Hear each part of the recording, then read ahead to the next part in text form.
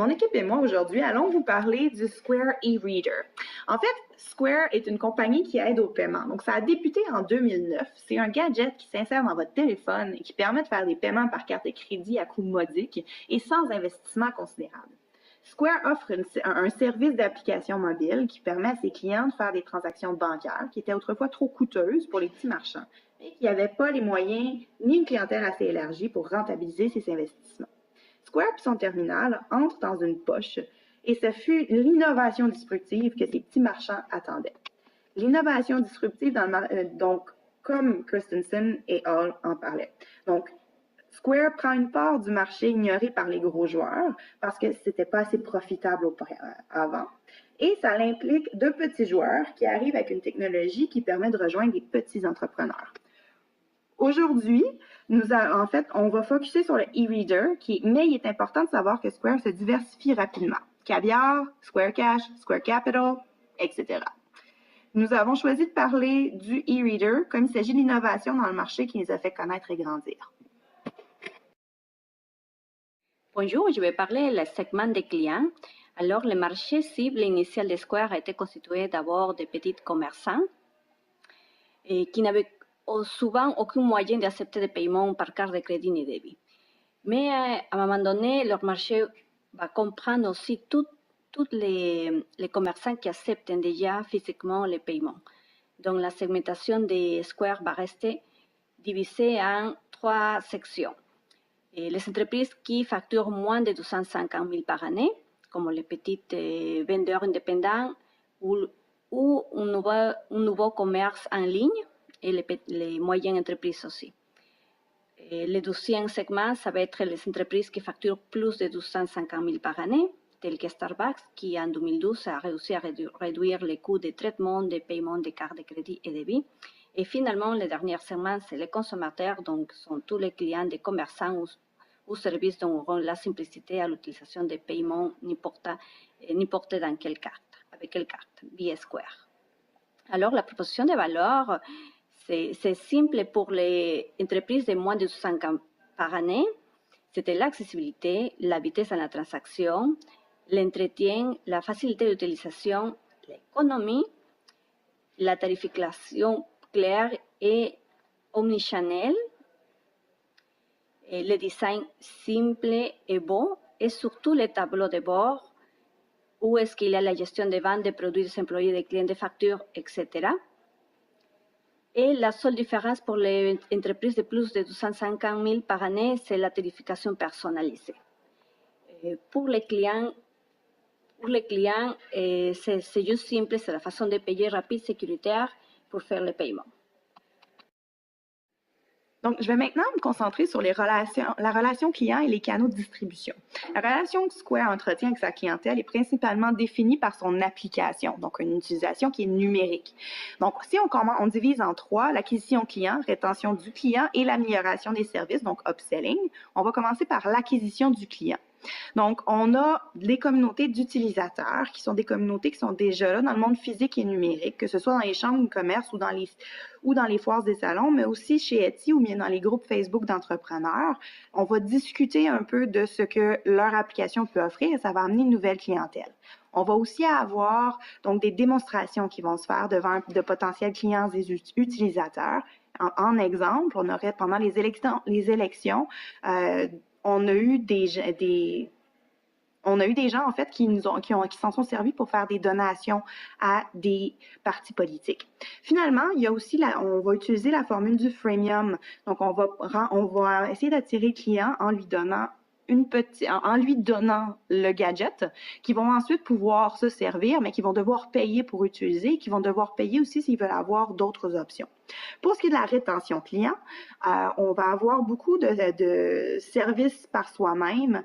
Donc, des transactions bancaires n'étant pas le moment où on veut parler avec quelqu'un, ça va être un moment où est-ce qu'on veut que ce soit le plus rapide et le plus efficace. Donc, le self-service est le meilleur dans cette situation-là. C'est pour ça qu'on va focuser dessus. Par contre, il va y avoir aussi de l'assistante personnalisée. Là où Square a eu quelques critiques, mais où au final, ça n'a pas réellement posé de problème, mais qui risque de devenir un problème à long terme. On a eu une assistance personnalisée assez large avec les petits clients, mais les gros clients vont peut-être avoir une assistance personnalisée qui est dédiée. Finalement, l'amélioration du service ou bien de l'upselling va surtout se faire par en ligne où on va avoir accès à du matériel de plus qu'on peut acheter, plus de possibilités avec l'application. Donc, on va pouvoir faire un système de paie de cette façon-là et autres. Donc, cette façon-là de travailler va pouvoir améliorer, on va attirer plus de clientèle. Maintenant, le word to mouth, donc le word to mouth va être mieux aussi, on va en avoir. Donc, on a une approche qui est omnicanale où on va utiliser autant le magasin physique que l'espace numérique. Et donc, ce qui fait de Square réellement une entreprise qui est numérique. Square est une compagnie qui a eu une croissance très rapide et pour ce faire, ils ont dû avoir accès à des partenaires clés. Un des partenaires super importants pour eux, ça a été de s'associer avec des entreprises spécialisées dans des domaines connexes. On pense ici surtout à Vend et Touch Bistro qui offrent des services dans le domaine de la restauration. Et ensuite, Square est allé ajouter leurs produits parmi le réseau qui était déjà établi, ce qui a permis à Square d'accéder à un réseau de restaurants sans devoir passer par un coût d'acquisition de clients assez important.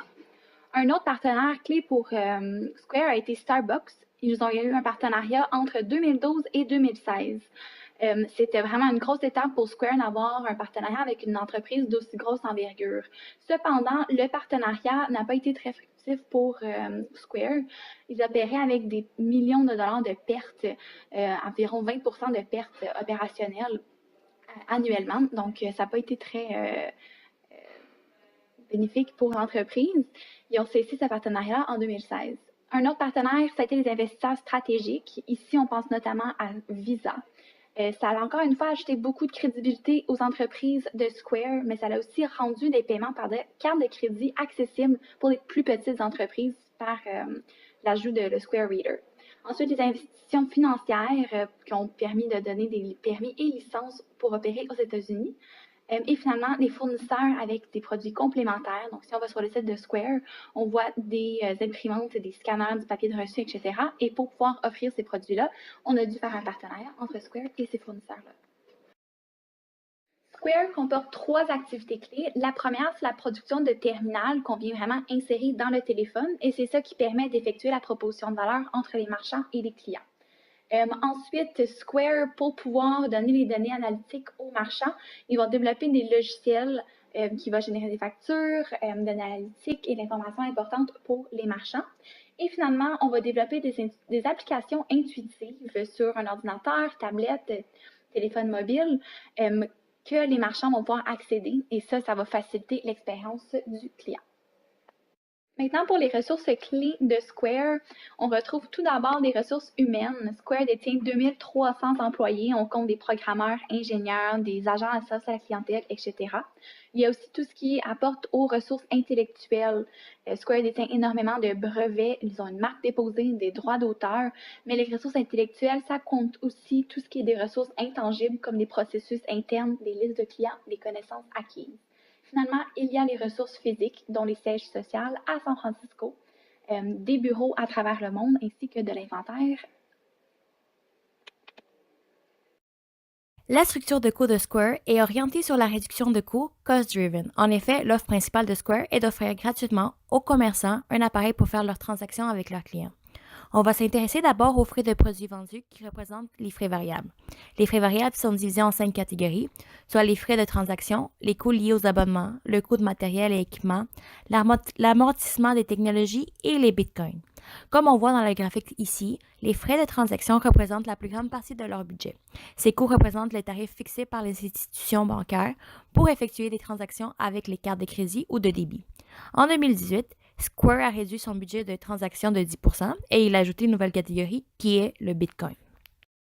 Dans la structure de coûts, on voit aussi les frais fixes qui sont la plupart des frais d'exploitation de la compagnie. Parmi ces coûts, il y a le développement de produits, les ventes marketing, les coûts généraux et administratifs, les transactions prêts et avances sur prêt et l'amortissement de l'acquis sur la clientèle.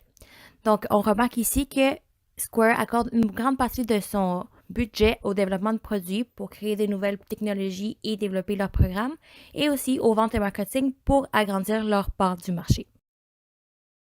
Pour les revenus de Square, il y a 4 catégories de revenus qu'ils peuvent avoir. C'est les revenus transactionnels, revenus reliés aux abonnements et aux services, les revenus de la vente de matériel et les bitcoins. Comme on voit dans le graphique ci-dessous, la plupart de leurs revenus proviennent de revenus transactionnels, soit avec les machines Square ou soit avec l'application Cash App. Donc, on peut voir l'évolution de Square, des revenus de Square à travers les quarts du premier quart 2017 et du troisième quart 2018. La première recommandation stratégique que notre équipe ferait à Square, ce serait de recentrer leurs opérations sur le Square Reader. Depuis 2009, Square a eu un avantage concurrentiel sur le marché puisqu'ils ont été le first to market. Ils ont été les premiers à offrir un service super accessible pour les marchands pour faciliter le paiement avec les clients. Cependant, depuis ce temps, il y a eu l'arrivée de nouveaux entrants sur le marché. On pense notamment à PayPal, à SumUp, à Monetico de Desjardins, et on voit Square perdre des parts de marché sur le marché dans l'industrie envers les concurrents. Donc, on proposerait vraiment à Square de recentrer leurs opérations et de délaisser les autres branches de l'entreprise qu'on a mentionnées, c'est-à-dire Square Caviar, Capital et Cash, toutes les différentes branches qui occupent une très faible partie de l'entreprise, mais vraiment pour pouvoir grossir leur part de marché et retourner à leur place de leader sur le marché, ce serait de délaisser et de recentrer sur Square Reader. L'autre recommandation qu'on ferait pour Square, ce serait d'offrir une meilleure proposition de valeur au segment de marché des grandes entreprises, c'est-à-dire celles qui font plus que 250 000 $ par année.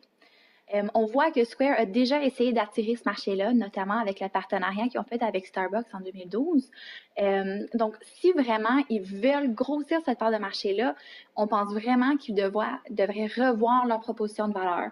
Quand on regarde la proposition de valeur des PME versus celle des grandes entreprises, elle est pratiquement la même. La différence est que pour les grandes entreprises, Square va venir ajouter des taux flexibles, taux transactionnels flexibles, mais autre que ça, c'est la même chose. Nous, on croit qu'ils devraient améliorer le service à la clientèle, le rendre beaucoup plus personnalisé pour ce segment et aussi d'améliorer l'omnicanalité pour optimiser l'expérience des clients dans ce segment. Finalement, Square Inc. était une compagnie disruptive qui est venue perturber le marché des transactions bancaires. Toutefois, avec l'entrée de nouveaux compétiteurs, est-ce que Square va savoir s'adapter pour préserver leur avantage concurrentiel? Et aussi avec le Square Reader et les applications de transfert d'argent. Selon vous, quelle sera la prochaine invention qui changera le paiement dans le domaine du commerce électronique?